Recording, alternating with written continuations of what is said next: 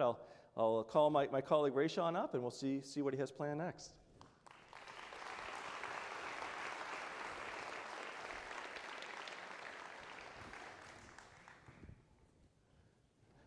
Well, first, thank you for inviting me to come back. I know we were here last year, and I feel like I was too easy on you last year, so we got to kick it up a notch. Great. Okay. But I do recognize that you are our provost, so nothing to break. But getting started, you just mentioned about announcing the new School of Public Health coming. What other things that you didn't already mention can you tell us to get us a little bit more excited about this new school? Yeah. And you're right, it is an exciting thing, right? Again, creating a new school is a special moment in the life of a university. And you're right, there's a lot of stuff, again, almost like AU Online, that's happening behind the scenes that not everyone can see, but we are working on. One of the first things, of course, is recruiting the founding dean for that school. So our dean, Jennifer Sullivan, she's here somewhere, has agreed to chair that search committee. We've put the search committee together. There she is up there. We're just finalizing kind of the search firm that will be leading that. Hopefully that search would start within the next month.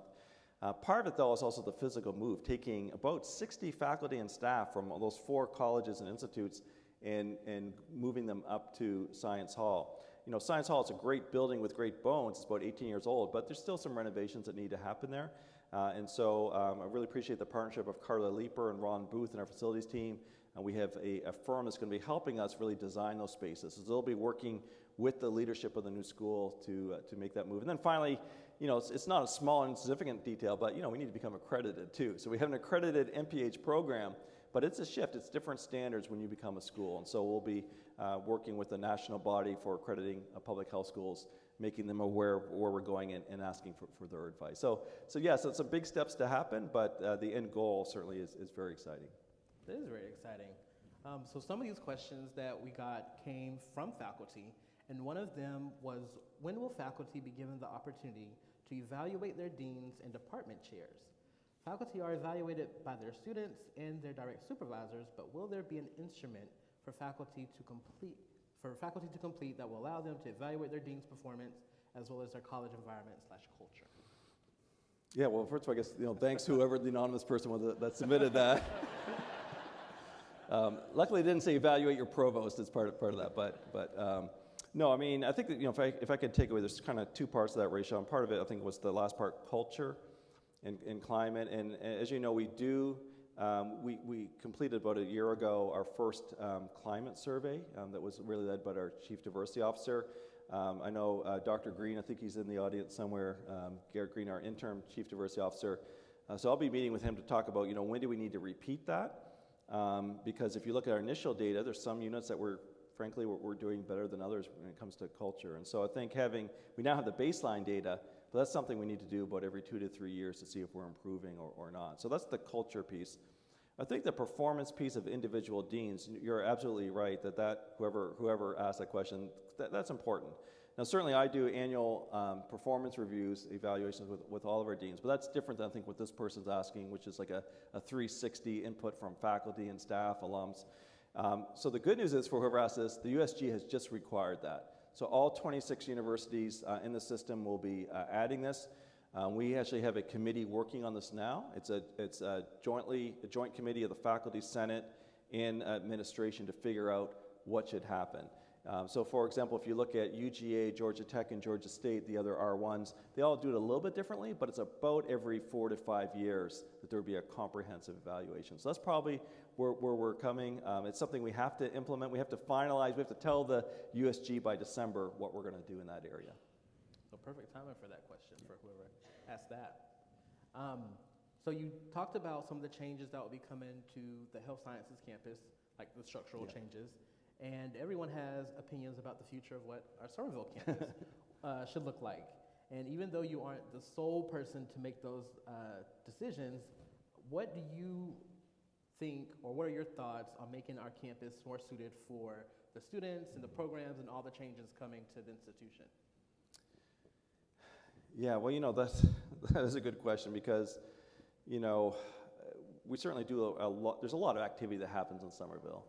But in some ways, it is a bit isolated in that we don't have resident halls here. We don't have some other things that perhaps other universities might have as well. And so, yeah, I think I realize that there is the opportunity to do more. I mean, the good part is we have space here. We have lots of surface parking lots. That's a problem that many universities have, is they don't have space. We clearly have that. As I just shared in this presentation, we just finished this research facilities master plan. We haven't done a university campus master plan since 2014. And so, in speaking, I think, with Dr. Leeper and some others, it's something that we'll start next year. And so that will be something that will engage the whole community. So not just, Neil the provost, but, for the faculty and staff that work on Somerville, what do they want to see here?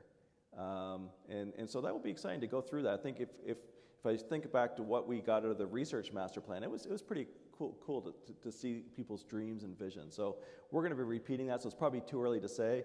At the same time, I did mention, of course, the School of Public Health going into Science Hall. We are looking at renovating more of the warehouse spaces for creative arts. I don't want to go into more detail, and so the president might have an announcement at some point about that. But clearly, I mean, we've got lots of opportunity here with the land and building on the solid foundation that already exists. So more to come, I guess, on that one. Next question. What are some of the ways having more diverse faculty improve AU's environment and breeds thinking outside of the box? As you mentioned with that new initiative, what are your thoughts there? Yeah, well, certainly, I would hope by this year 2022 that folks realize, that improving diversity improves any organization, not just higher ed, right? So you want different perspectives. And I think, certainly things like gender or race or ethnicity or age, those are things that we all can agree we need to do, better on. I think in higher ed, there's also, you would add on to that, I think, diversity as far as disciplines, right? When you have teams that come together, like, for example, TRIBA, right? Having 6 different colleges, that's a different way of thinking of diversity, but really, really important, of having folks from different disciplines and backgrounds. As some of you know, I'm a pharmacist by training, but I spent 2 years in a public health school in the University of Arizona, and I was surrounded by people that weren't pharmacists, that didn't think the way I thought, and that was, looking back, a really powerful moment. I think some of our work around international activities will help as well. Wouldn't it be great if we had more international students here? We had more faculty with international backgrounds. It's a different way. For those of you that have traveled, maybe in the past year to different countries, right? You always kind of learn things and take away from that. So clearly, there's no question it is something we need to strive towards. This new initiative with faculty will be really, really important. When we created it, at the time, I asked Drs. Browder and Townsend to make sure that we had very clear metrics on whether it was working. And so those are built into the program. It's not just something we're going to do. We want to make sure, are the things we're doing as part of that actually working? Are we actually retaining people and recruiting people that we want? So more to come, I guess, on that one as well. But clearly, it's something that we care about as a university. So this summer, which I'm talking about this on season 4 of the podcast, we recorded our first episode, and it'll be out on Tuesday for those who are interested. So I stepped my toe into online school, and we just announced more details about AU Online. So how do you see AU Online fitting into our campus plan and that growth? Yeah. So you say you actually started I did. Tell me more about that, Raysean. This is like news to me. You're just springing this on me now. So, you're going to have to listen to, Okay, yeah. True. the next week's episode for all the details. But yeah, it's been a very interesting summer. I started a graduate program that's fully online. So no way, okay. It was very interesting that we will now have, I guess, something similar. And it's in the wild, that's right? I wish. Okay. So, well, hey, I think as we talked before, Augusta University Online is one of our major initiatives moving forward, and really, again, really grateful that Mark and he starts to build his team around him. But let me allay any concerns. We're not trying to become University of Phoenix, and we're not converting every program to online. That's not the goal. We're also not creating a separate online college. The curriculum will continue to be owned by the faculty and such. So what we're trying to do is, I think, maybe some lessons learned from COVID, where every university student and every high school student and every middle school student and every elementary school student in this country spent some time learning online. And so it's not a complete foreign subject. All of our faculty now have spent some time teaching online. And so again, not that this is not going to work for every kind of learner or every kind of faculty, but I think for us, if we can reach more students, perhaps students that are open to online, students like yourself actually, Raysean, that you have a regular job and trying to fit in, especially that's the power of asynchronous online. If you're you don't have to be in a classroom or in front of a camera at a certain time. So that is our goal. We're going to be very selective. We want it to be high quality, a concierge level service to students. We want it to be an additional support to faculty, so not something as an add-on, but really supporting our staff and our faculty. But we're expecting big things too, and I know Mark knows that. If you look at our initial enrollment projections out to 16,000 students by 2030, about a quarter of those will be online if we get online right. So it'll be a big part of our university. Again, not meant to replace what we're doing, but certainly meant to be another way that we can reach students perhaps that we weren't reaching before. So you've been alluding to it all afternoon about the grilling session. So now we're going to put you in the hot seat with some hot seat questions. So I got 4 questions for you. We're going to start off at 60 degrees. And we're going to work our way up. All right. So, first question. Your eldest daughter recently moved out to begin her own college journey. Yeah. Who cried more during your goodbye? I think you're already at 100 degrees. That doesn't feel like 60. Yeah, well, and I'll be open. I mean, nothing to hide here. The way we said our goodbyes, I knew my wife probably needed a little bit of extra time, so we drove separately because we had so much stuff, to bring down to Statesboro. So I said bye to Bria first. So I was in her dorm room, prayed with her, and held her hands, and then she broke down. And I got to tell you, Rachel, I did all I could to hold it together, and I did. As soon as I got in the car, I was a wreck. And so that hour and 40-minute drive, up Route 25 up to it was hard, but. She's in a good place. I think, it's just those transitions in life, right? For those of you that have children in the audience, right? We raise them to be independent. We want them to be independent, especially financially, eventually independent. I think we're in a good place. But I also am not going to guarantee that more crying won't happen in the future. It probably will. So that's very different from me getting dropped off here because I was speeding, getting to Augusta, probably turning in like a vehicle on 2 wheels, trying to unload all that stuff. I was excited to start my journey. No tears were shed with me getting dropped off. You didn't get a ticket though, did you? No tickets. Okay, good to hear. It was my mom's car that she let me drive, so she was probably excited for me to move out too. But 70-degree question. Over the past few months, the university has announced its strategic plan. Which part of the plan do you think will be our university's biggest challenge to accomplish? So the biggest challenge in the strategic plan? Man, I mean, those 3 aspirational imperatives are all stretch goals, right? 16,000, the research one, and community engagement. I mean, if I had to pick one, I think it's probably the R1 status, and this is why. We're already doing great research, but as I've learned more from IE, what it takes to get to R1, they did an in-depth analysis looking at all the universities that transitioned from R2 to R1 over this past year. There were about a dozen or so, and I learned something new. The area that we really need to strengthen, to be honest, if we're ever going to get R1 status, is non-STEM. So non-STEM research and non-STEM PhD graduates. So if you think about that, that's a long timeline to develop new PhD programs, to see your first graduates. I mean, that's not something you'd even do in a few years. So there's probably not a guarantee we're going to, hopefully we'll put some foundational steps, but that's going to be a big one. So especially for those of you that are here that are non-STEM folks, I mean, this is not just an MCG or DCG or health campus or cyber thing. It's going to take the entire university. So I would say that's the biggest one. I feel like you've been doing pretty well so far. So okay, good. The heat has where were you up to now? So we're at 80 degrees. 80 degrees, okay. So we've got new degree programs coming to our campus, which you announced, some starting this fall. Which program would you select if you were a new undergrad? Oh, wow. First of all, I probably wouldn't be accepted to any of them, if I'm being honest. I'm going to go way off the grid here and say the digital and video storytelling. Yeah,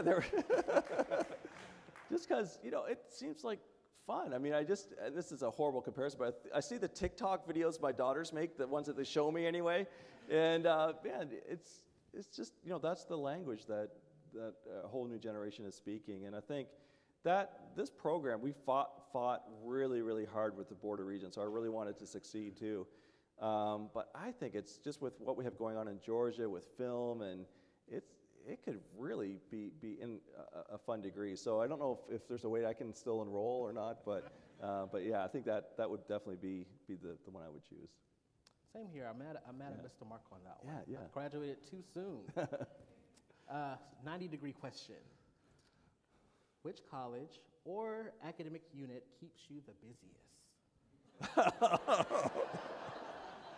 I think that's like a 120-degree question. So. Wow. Man. That's like, which child keeps you the busiest? I mean, I don't know. Let me just say, I love all of our units the same.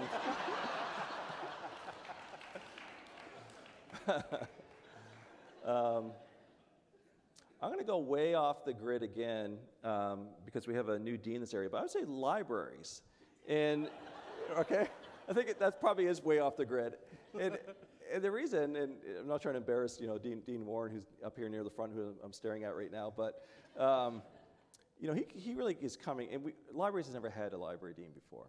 So I think, that level of leadership, the ideas that he brings in from his previous institutions, coming in the middle of renovating Greenblatt Library, we're putting the new entrance in Laney Walker, we're trying our hardest to get a cafe in there, we're doing a student one-stop, and then of course, Dean Warren comes with a lot of ideas for Reese too, and just how the way we think about libraries, in particular as we've moved to digital media, but also out of COVID, he's been challenging me almost on a daily basis. And we just as a university just made an investment of $500,000 to increase subscriptions in the library. It was his argument saying, we're way lacking of where we need to be. So yeah, I'm gonna stick with that library. So there we go. How diplomatic of you. All right, this is our last question. Okay, I'll take a drink of water. 100-degree question. I feel the anticipation from y'all already. From the moment you arrived on campus, you've been a champion for research, including your own projects. What are some ways you'll continue to promote research on campus as we strive to be a top research Carnegie school? Okay, actually, I feel that's more about 45 degrees, but that's okay. Yeah, that's fine. It's okay. You survived all the other ones. Yeah, I did. No, that's. And maybe it's kind of a deceptive question because there's a lot of depth to it. So I probably won't hit the depth that you're looking for, but I think it's probably twofold. I mean, one is, as I shared, trying to be just a role model myself. I still enjoy research. I care about it. It's a fun thing to do. And I think, when you have, whether it was, that JAMA paper I talked about that, other people seem to pay attention to, or maybe it's a project where, it doesn't really get read by a lot of people, but it just felt like it was an important piece of research you needed to do. There's a lot of satisfaction in that, right? So for those of you that do discovery or creative works or scholarship, I don't take that freedom lightly. The fact that, faculty, of course we want them to be funded, but at the same time, really can choose. It's a really interesting thing you don't get in the corporate world, for example. You're told you're going to work on this project. For faculty to get to select their research and become experts on it is something, and of course we want them to succeed. I mean, that's how it's going to increase the reputation of our university. So I think that's the second part of that is probably the more challenging, where we are in that special category of research-intensive universities, only four in the state, right? But I think if we look at those other four, the other three, they look a little different than us. UGA, Georgia Tech, Georgia State. So we've got some work to do. And so, whether it's the research master plan that we talked about, whether it's investing in cores, more research clusters, and that's to get where those other three are, it's going to be a heavy lift. But I'm excited. I think we've got, just some fantastic people doing some creative research. I want to have so many cool research stories that our DCM team, including yourself, gets overwhelmed, right? That we have such a good message to share. So I think we're on our way with that. So. Thank you for surviving the hot seat. All right, thank you. All right. Let's give him a round, y'all.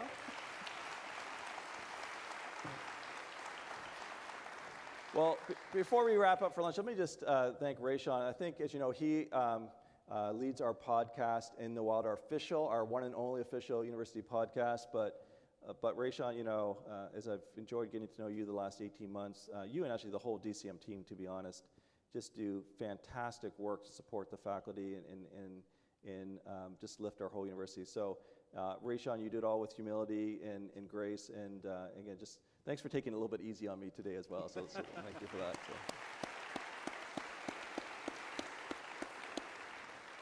So with that, I think that actually wraps it up. So there should be lunch waiting for you outside, and also a special gift. So good luck, enjoy, and let's go. All right.